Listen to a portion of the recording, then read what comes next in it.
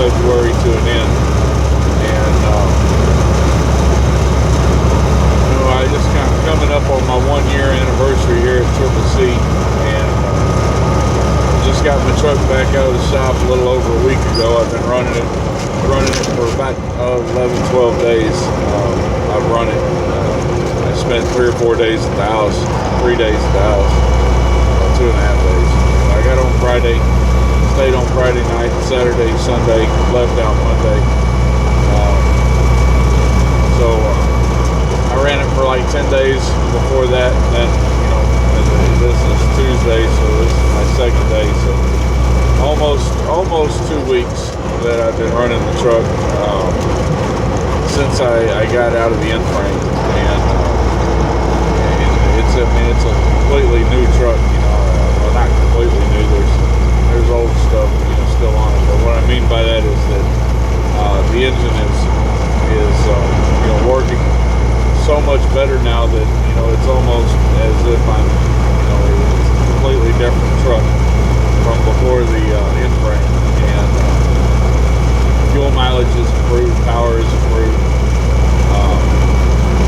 Still got a couple of little small issues I'm working out, and one of them I'm not too sure what's causing it. I'm still trying to track it down.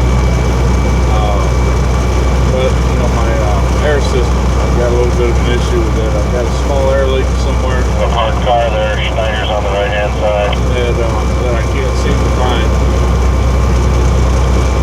Still trying to track it down, and I've got a fucking problem with my air governor. Air governor, it wasn't shutting off. It was building up pressure all the way up to the maximum amount. And when I mean maximum amount, I mean that the only thing that stopped it from the needle from going around the second time is the little pin down there by the zero. So what I did was I went out and I put a new governor on the truck, bought a new governor and put a new governor on it. It worked for a couple of days, and then started doing the same damn thing.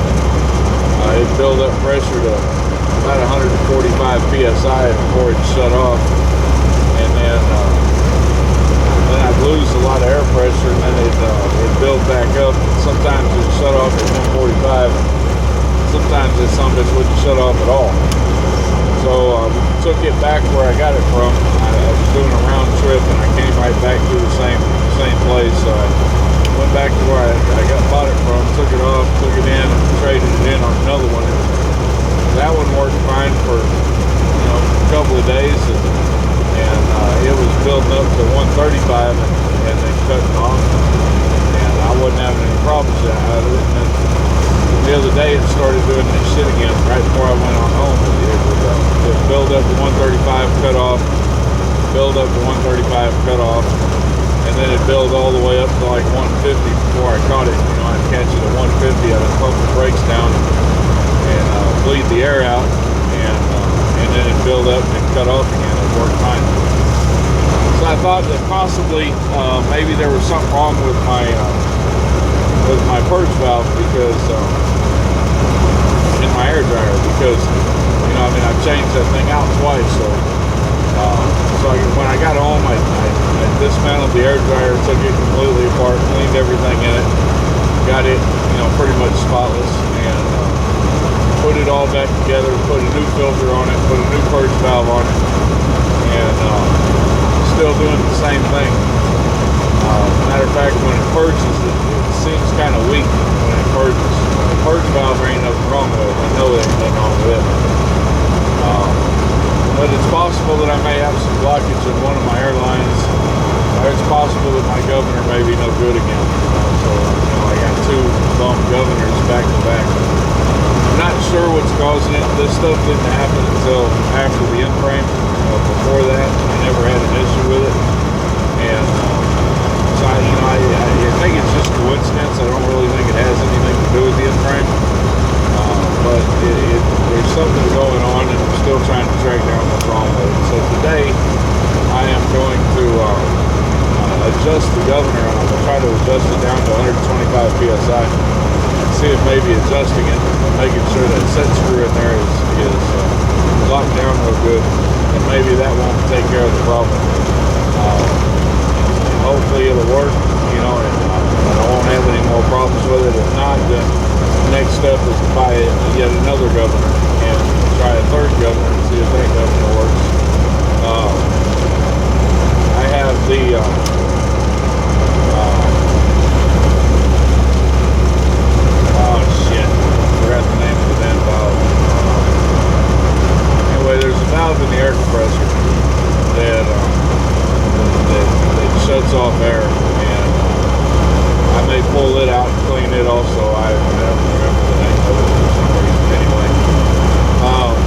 that's the issue with the truck. Other than that, I haven't had any problems at all.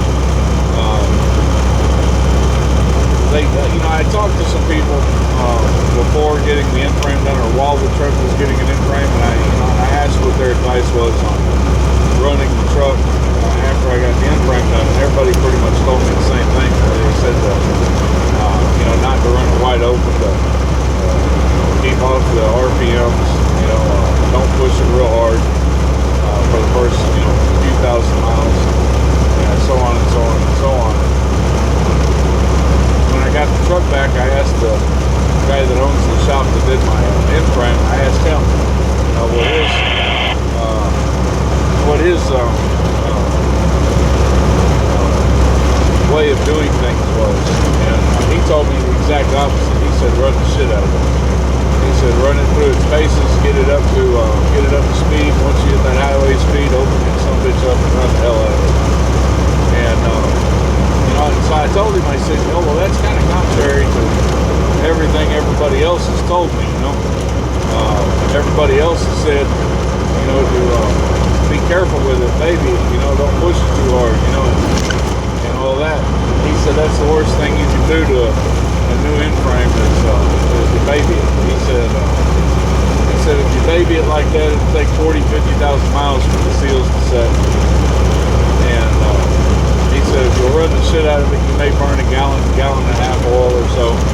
About 10,000 miles, the seals will set, and you'll be done with it. Break in here, it'll be done. So I went back to Triple C, and I talked to Mark down there, and I kind of told him what they told me, and Mark said he agreed.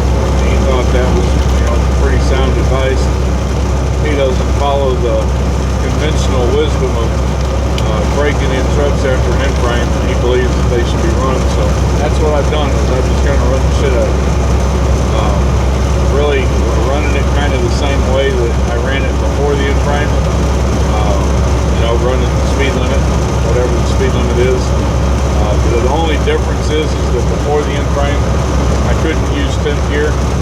10th gear is an overdrive gear in this truck, and with the engine the way it was, it just didn't have the power to maintain speed or pull in 10th gear.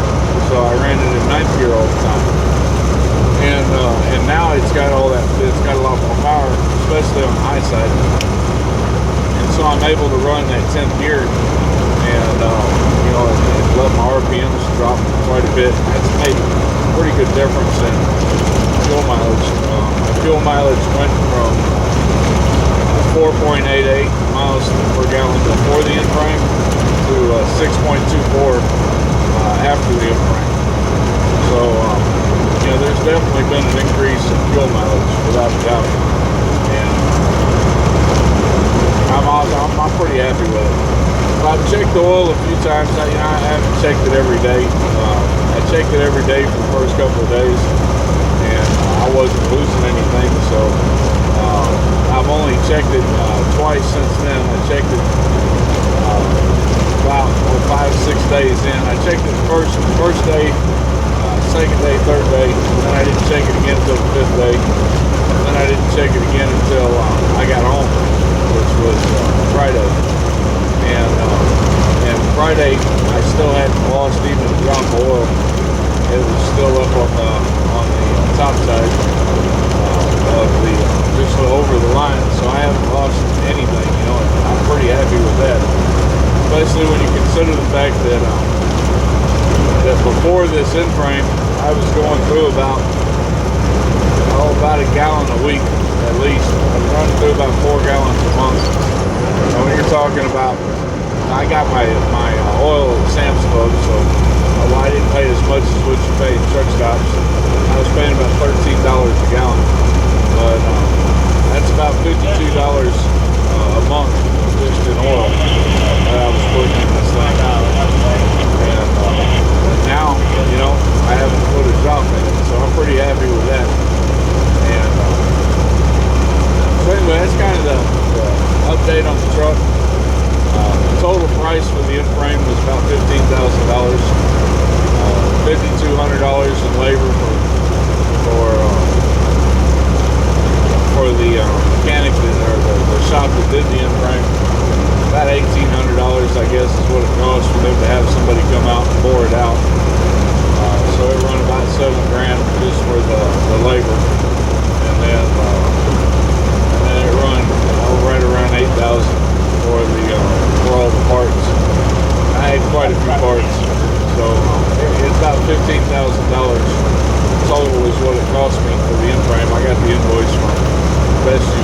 the other day. And, but you know, that puts me all the way back to square one and paying off my truck. So hopefully all the repairs are done, or the major repairs are done. There are still some things that I want to do to it. I want to get my suspension upgraded in the back. That's going to be about $3 grand. So I'm working to save up for that right now. That's my next most important issue, is getting that suspension upgraded and replacing all my shocks all the way around the truck. I'm going to do that at the same time. So it's going to be around $3,000-$4,000. The second thing that I'm going to do is replace the transmission. Change the transmission out for a 13-speed or possibly a 15-speed. I haven't decided whether I'm going to go with 13 or 15. I really like the 13 when I was driving Kevin's truck. I really liked the 13. It was a good transmission. So I'm kind of inclined towards it, but you never know. I might go with a 15. It all depends. I haven't really made a decision on that yet. So those are the next two big dollar items that I've got. Once I've replaced the transmission and got the suspension replaced, then this truck is, not counting the body on it, just counting engine, drivetrain, and associated components. This truck's about 90% brand new. After I get the engine and the transmission, after I get the transmission and the suspension taken care of, then the next thing I'm going to turn my attention to is replacing all my fuel lines and my air lines.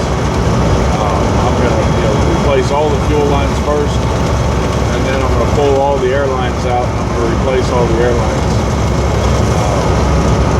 So that's kind of what we've got in the mix. That's what we're working on.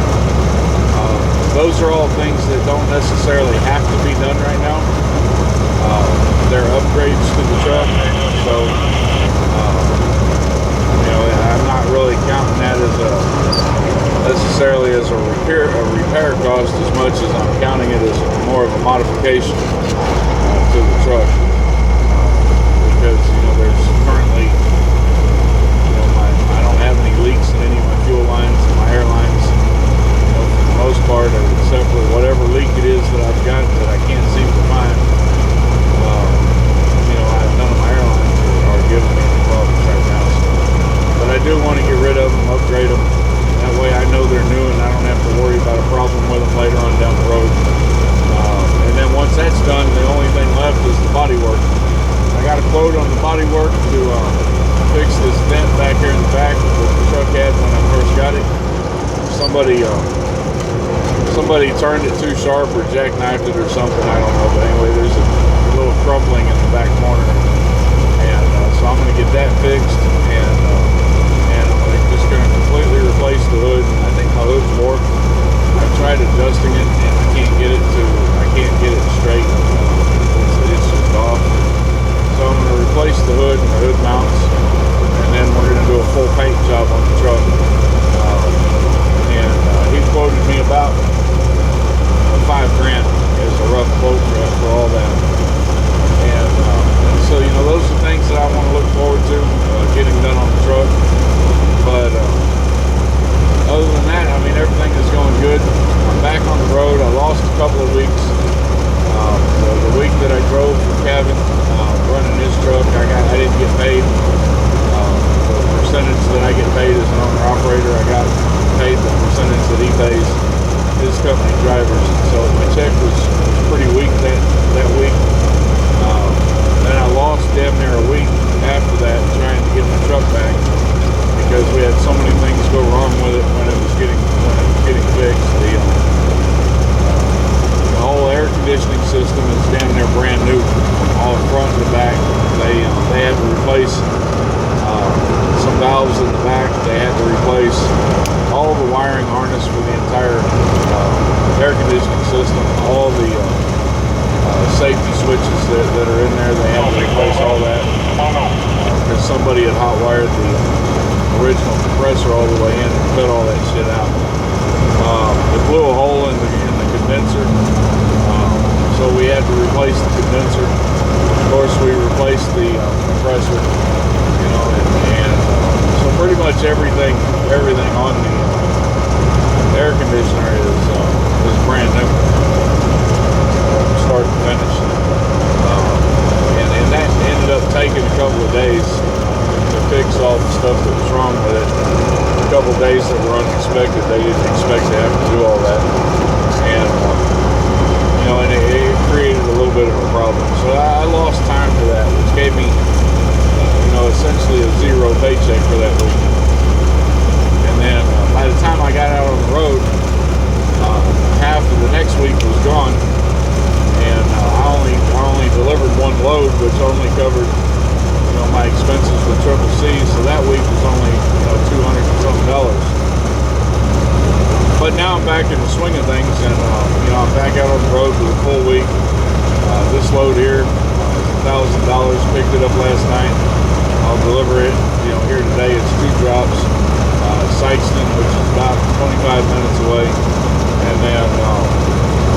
then St. Louis. I'll get both those off today and pick up my next load. Hopefully I can get the next load picked up today. If not, I'll get it picked up in the morning. We'll be on, making money again. So, I'm pretty satisfied. Like I said, having a couple zero paychecks back to back really hurt. But it wasn't anybody's fault. It's just the way things go. But it did really hurt. It set me back quite a bit. And then, having to come off of this $15,000, of course it's financed, but you got to pay that shit somehow, and it's costing me a bit. It's done, it's over with, and I can move on and deal with the next thing that comes up. I got a lot of small ticket items I want to do to my truck over time. I got several gauges I want to add to it, and I'll add those probably one at a time. I want to put new dash panels in the truck. I'm going to custom make those myself. So there's still quite a few things going on, quite a few things in the mix that aren't real big ticket items. I'll constantly be working on the truck until I get it where I want it to be. I just don't want the truck to be usable. I want it to be a nice ass truck. By the time I'm done, I want it to turn heads. I want people to look at it and be like, damn, boy, that's a bad motherfucker right there. You know what I'm saying? Just because that's how I roll out here. But anyway, I just wanted to give y'all an update and let y'all know what's been going on. I had a great weekend at the house. It was probably the best weekend at the house I think I've ever had. I didn't have to work on the truck very much. Maybe a couple hours, that's about it. And I didn't have to do a bunch of running around. I got to spend all my time with my wife, and we had a great time. So I'm looking forward to the next time I go home, and looking forward to being able to run out here without having to worry about something going wrong every time I turn around. It's been a trial, without a doubt, man. It's been a trial. For those of you that have followed me through this whole thing, you know what all I've gone through with this truck. And to you guys, that have been following, I appreciate it, man. I want to thank y'all for sticking around.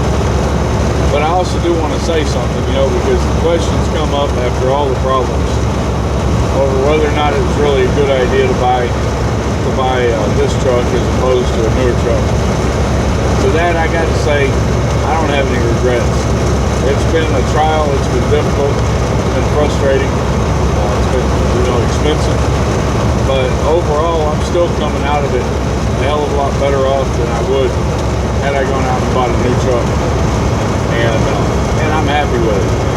I don't have any complaints. I don't have any problems. It was all expected from the beginning. I knew the first year was going to be maintenance heavy, and there were times I had to remind myself of that several times because it's been frustrating, you know. I didn't come out here to break even. I came out here to make money. And with all the repairs that I've done, all I've done this year is break even. My taxes are in at my CPA right now, and we'll know in a week or so how bad things were. One of the mistakes that I made this year, and I can't really say it was a mistake, because I had a lot of bills that I paid off this year. I had a lot of things that I put money towards that didn't have anything to do with the truck.